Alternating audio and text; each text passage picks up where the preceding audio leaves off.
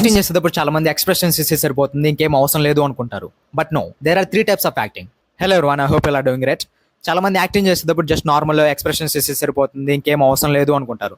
కానీ ఈ 3 types of acting గురించి మనం ప్రతి ఒక్కరు తెలుసుకోవాలి. అవి ఏంటి అంటే, first one is facial expression acting, second one is voice modulation acting, and third one is body language acting. Facial expression acting ఏంటి అంటే, మన ఐబ్రోస్తో, మన ఐస్తో, మన ఫోర్హెడ్తో చేసే యాక్టింగ్నే ఫేషియల్ ఎక్స్ప్రెషన్ యాక్టింగ్ అని అంటారు. కొంతమంది ఎక్స్ప్రెషన్స్ ఇవ్వగలిగే వాళ్ళు ఉంటారు, ఇవ్వలేని వాళ్ళు ఉంటారు.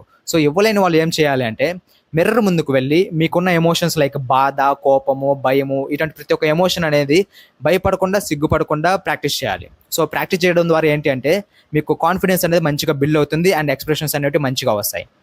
అండ్ అందుకే ప్రతి ఒక్కరు మిర్రర్ ప్రాక్టీస్ అనేది ఖచ్చితంగా చేయండి, మీకు మంచిగా యాక్టింగ్ వస్తుంది. అండ్ సెకండ్ పాయింట్ ఏంటి అంటే, ఫేషియల్ ఎక్సర్సైజెస్. ఈ ఫేషియల్ ఎక్సర్సైజెస్ చేయడం ద్వారా ఏంటి అంటే, మన ఫేస్లో ఉన్న ప్రతి ఒక్క మజిల్ అనేది యాక్టివ్ అయ్యి మన ఎక్స్ప్రెషన్స్ అనేది ప్రాపర్గా వస్తుంది. సో యూట్యూబ్లో చాలా క్లాసెస్ ఉంటాయి, అవి ఒకసారి చూడండి.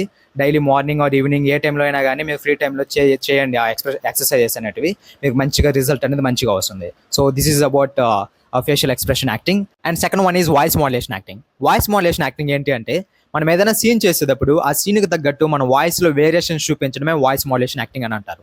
సో ఈ వాయిస్ మాడ్యులేషన్ యాక్టింగ్లో చాలా మిక్స్ అయ్యి ఉంటాయి, లైక్ రఫ్గా మాట్లాడడం, కామెడీగా మాట్లాడడం, ఎమోషనల్గా మాట్లాడడం, సర్కాస్టిక్గా మాట్లాడడం, ఇవన్నీ ప్రతి ఒక్కటి మిక్స్ అయి ఉంటుంది అనమాట.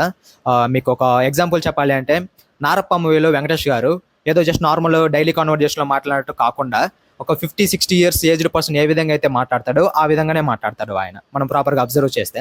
అండ్ ఆ పేదరికానికి సంబంధించిన మాటలు కానివ్వండి, లైక్ ఆ డల్గా మాట్లాడడం కానివ్వండి, అది దీనత్వానికి సంబంధించిన మాటలు కానివ్వండి, ఆ మూవీలో మనం ప్రాపర్గా అబ్జర్వ్ చేయొచ్చు.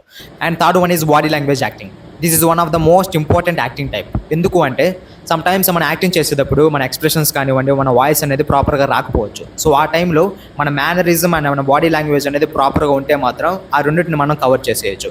బై ఇన్ కేస్ మన బాడీ లాంగ్వేజ్ అనేది ప్రాపర్గా లేకపోతే మాత్రం ఈజీగా కనిపెట్టేస్తారు, ఇతనికి ఒక యాక్టింగ్ రాదు, లైక్ దీని దగ్గర క్యాపబిలిటీ లేదని ఈజీగా కనిపెట్టేస్తారు.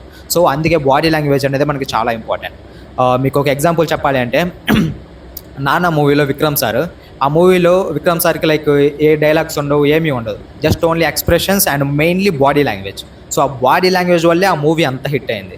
సో ఎందుకంటే ఆ క్యారెక్టర్లో పూర్తిగా ఇన్వాల్వ్ అవుతారు కాబట్టి ఆ బాడీ లాంగ్వేజ్ అనేది ప్రాపర్గా వస్తుంది. సో అందుకే మనం చూడడానికి ఆ మూవీ అంతా మనకి బాగా నచ్చుతుంది. సో అందుకే బాడీ లాంగ్వేజ్ అనేది చాలా అంటే చాలా important. And these are the 3 types of acting. And మీ ఫ్రెండ్స్లో ఎవరైనా యాక్టర్ అవ్వాలనుకుంటే ఈ వీడియో షేర్ చేయండి and follow for more content. Thank you.